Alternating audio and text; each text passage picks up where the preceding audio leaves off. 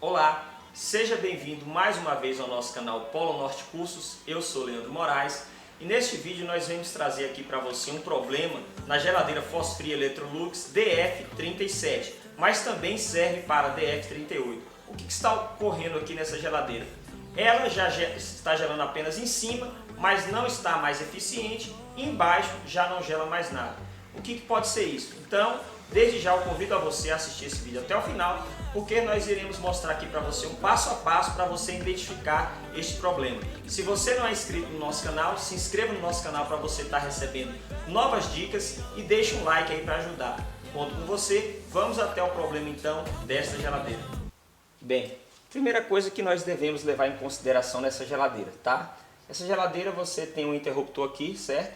Quando fecha as duas portas, o motoventilador ele entra em ação. Então, para você descobrir se ele está bom ou não, se estiver funcionando a geladeira, porque ela também tem um termostato que desliga por tempo, certo? Tempo de temperatura. Então, se ela estiver funcionando o compressor, que é o motor, o que você vai fazer?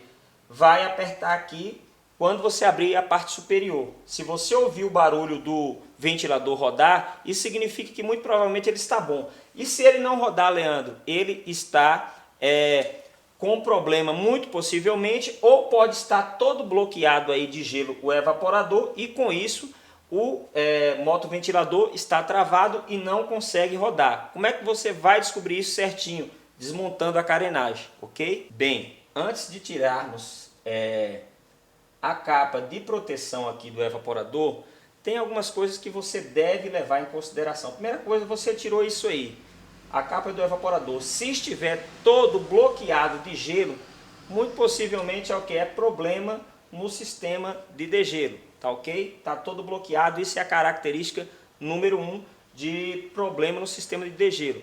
Você deve levar em conta que esta geladeira aqui ela não possui placa eletrônica, ela possui um sistema de timer, ou seja, o degelo dela é feito através do tempo, certo? Timer de 8 horas, né? Uma geladeira Electrolux. E o que compõe, quais são os componentes que compõem o sistema de degelo além do timer, certo? Ela compõe aí uma resistência de degelo, na parte inferior ela tem uma resistência de calha, certo? Onde a água cai lá do dreno, certo? Ela também tem um termostato bimetálico, certo? Que vai fazer a vez do sensor de degelo nas geladeiras que tem placa eletrônica, e ela também tem um fusível térmico. Então a gente vai testar esses componentes, certo? Além do timer. Então, rapidamente aqui, o que eu vou falar para você? A gente vai desmontar, vai olhar para ver como está de gelo essa geladeira. No caso aqui, ela está em funcionamento, porque eu já liguei, só que ela já está degelada, tá? Ela está com problema ainda, só que já chegou da casa do cliente, está sem gelo, certo? Então, o que nós vamos fazer? Nós vamos forçar o timer lá a entrar no modo de degelo para estar testando assim a resistência, tá ok? Para ver se está chegando corrente ali na resistência, se o timer está mandando sim a tensão elétrica para a resistência, para que essa geladeira possa fazer o degelo, tá ok?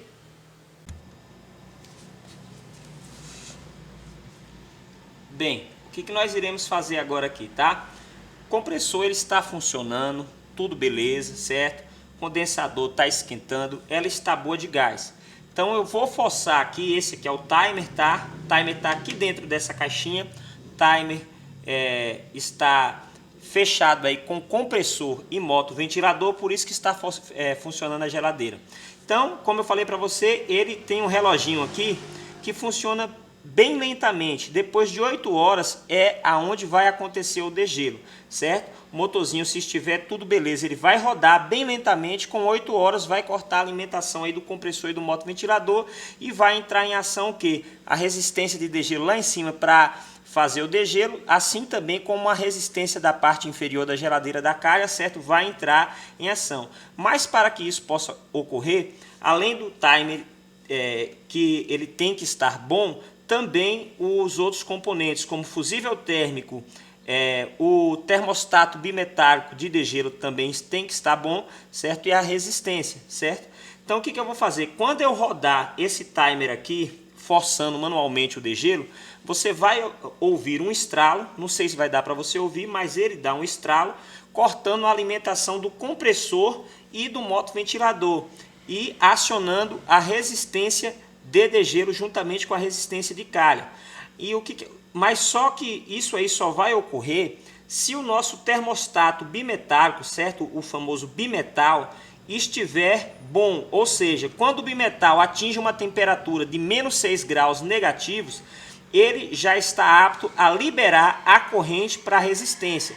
Então lá a geladeira está em funcionamento aqui, tá? Muito provavelmente já atingiu aí os 6 graus negativos. Quando eu rodar aqui e dar o estralo, o bimetal estando tudo ok, ele vai liberar a corrente para a resistência, tá ok? Vou rodar.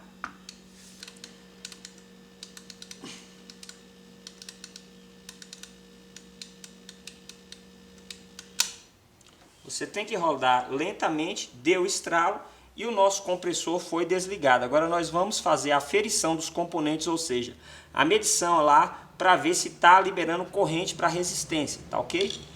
Bem, agora que já desligamos lá o timer, até colocamos o timer na posição de degelo, o que você vai fazer aqui? Bem, aqui em cima, né, nós temos o termostato bimetálico, certo? Ou seja, o termostato de degelo que vai fazer a função de um fusível térmico. Por que que não tem um fusível térmico aqui, Leandro?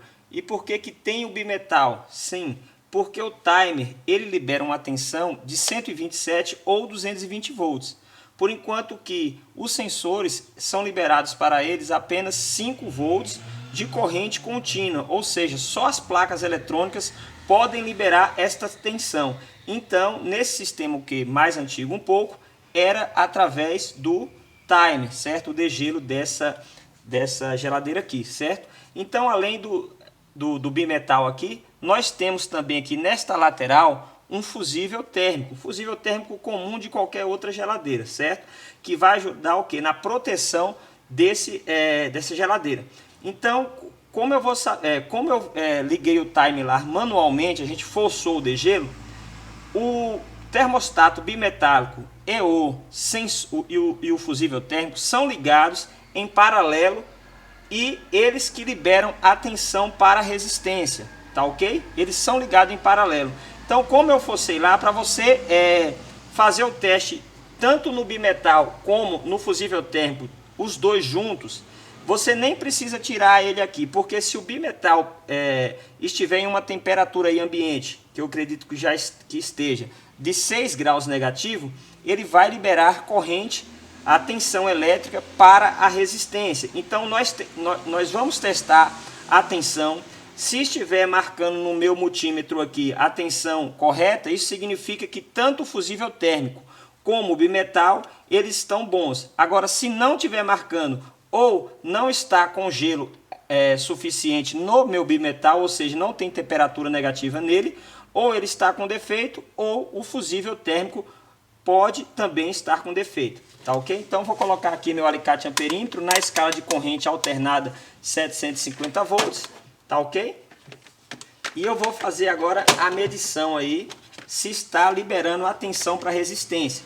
Note que se estiver liberando, como eu falei, vai estar bom tanto fusível térmico quanto bimetal. Então nós vamos colocar aqui, ó, para ver se está liberando a corrente.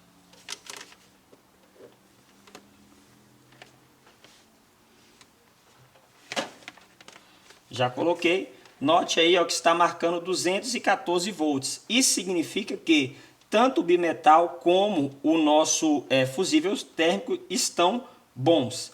Agora eu vou medir a resistência de degelo para ver se ela está tudo ok.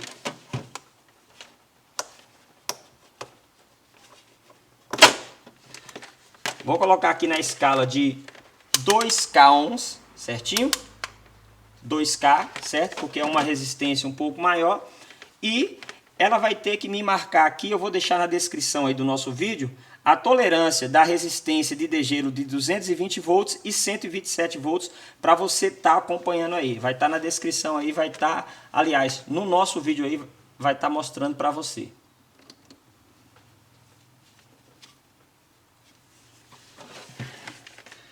Tá me marcando aí uma resistência ômica de 188 ohms na escala de 2K, tá ok? Isso significa que essa resistência aí, ela está boa. Mas para você ter uma certeza, você vai encaixar ela novamente ali nos terminais do bimetal e ver se está aquecendo, né? Mas como está aberto aqui, ele pode voltar a descongelar mais rápido. O melhor mesmo é você colocar um cabo de alimentação aqui e ligar na tomada. Porque esse termostato bimetálico, quando ele atingir uma temperatura agora positiva de em torno de 25 graus, o que ele vai fazer? Ele vai abrir os contatos, não mais alimentando a resistência. Essa resistência ela vai desligar. O timer ele ainda vai dar um tempo ali de aproximadamente 10 minutos, que é o tempo de gotejamento. Depois desses 10 minutos, ele vai fechar os contatos novamente para funcionar o ventilador, o motoventilador e o compressor novamente, tá ok? Então agora nós vamos fazer o teste aqui na resistência de calha, porque aqui em cima tudo está beleza, nos resta testar agora a resistência de calha. Bem, o que a gente vai fazer aqui, certo? Aqui você está vendo essa regulagem aqui atrás tem um termostato, tá? Se você não sabe, isso aqui é um termostato, certo? Esse termostato desliga pela temperatura dele mesmo, como o termostato normal. Atingiu a temperatura ambiente que você regula ele aqui na parte de baixo, ele vai desligar como se desliga qualquer um outro termostato normal. Isso aqui não é um dumper, é um termostato normal, beleza? A diferença é que ele não tem um bulbo muito comprido, tá? O bulbo dele é curto. Então, você tem dois parafusos aqui nas laterais, você vai sacar, vai tirar isso aqui, certo? E aqui é só você pressionar aqui esse terminal e puxar que ele sai, beleza? Só puxei, pressionei que ele saiu. O que nós vamos fazer agora? Mostrar para você aqui o teste da resistência que está aqui nesta calha, beleza? Atrás de todo este compartimento. Dá para você ver ali no fundo, esse buraquinho que está ali, ó, esse buraquinho aqui é o dreno, tá? E esse dreno, já te adiantando, ele está entupido, certo? Depois eu vou ter que desobstruir esse dreno aqui e vou te mostrar a causa por que esse dreno está bastante entupido aí. Então eu vou te mostrar a causa por que esse dreno aqui está entupido, porque quando esse dreno entope ou a resistência dá problema, certo? O que acontece? A água não escoa, certo? Não desce por aqui. A água que está aqui, ela acumula aqui para cima e acumula também, vai chegando a um ponto em que vai empedrar, certo? Esta água aqui. Então esta água empedrando aqui, ela vai impedir com que o ar desça por esse duto e não gela também os alimentos que estão aqui embaixo, certo? No compartimento do refrigerador. Então dreno entupido causa o bloqueio, assim também como se a resistência da calha estiver com defeito, vai causar o bloqueio também, porque vai empedrar esta água aqui embaixo, beleza? Bem, nós vamos fazer o teste agora da resistência aqui da calha, tá? Mas já pegamos aqui um defeito, tá? Tá vendo isso aqui, ó? Isso aqui é sujeira, é um lodo, certo? É um lodo e estava entupindo, como eu falei, o dreno. A água está acumulando aqui neste compartimento, está entupido aqui o dreno, então vai criando sujeira, criando lodo, e isso aqui entope o duto de ar, e por isso não gela a parte de baixo. Mas tem um motivo pelo qual esse lodo acumulou aqui, certo? O motivo é que essa resistência aqui, ó, ela entra aqui por debaixo, tá? Ela tá aqui por debaixo do compartimento. Vou mostrar aqui para você. Tirar essa resistência aqui para você ver, certo? Ela fica aqui, tá vendo? Uma resistencinha, certo? Pequena, uma resistência pequena.